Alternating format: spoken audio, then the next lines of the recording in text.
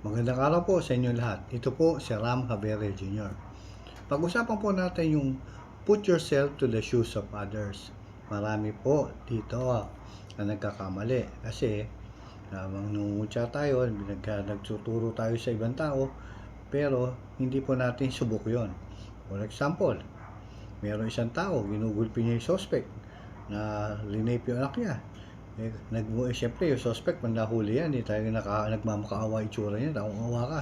Sasabihin ng ibang tao, kawawa naman tong tao to, ba't binubugbog na to, nahuli na nga, ganun, sasabihin, di ba?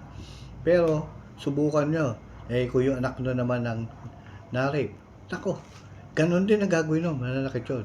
Kasi, nagko-comment tayo na hindi naman natin alam, nararamdaman.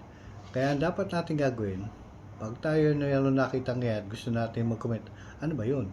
Tapos, kung ako sa akin nangyari yan, ano gagawin ko? Marami pong ganyan. Meron po ako na-experience ibigay natin sa alagad ng mataas yung mga yan pag nahuli. Yung mga ganun, nagugulat ako Yung nasa aktibo pa ako, panonoodin ko tong biktima na to. Yung dumating yung suspect, talagang parang manok na tatalon-talon na suntok ng suntok na sa suspect. Sabi ko na kami, dito to mga ganun. Kasi, alam ko yung mga ganun klase. Pero tayo, marami po talagang ganyan na nagsasabi tayo na mali isang tao, pero ang dapat natin gawin, tingnan mo natin kung ako yung nasa kalagayan niya. Dahil marami po nagkakamali doon. Anong mangyayari sa akin? Anong gagawin ko?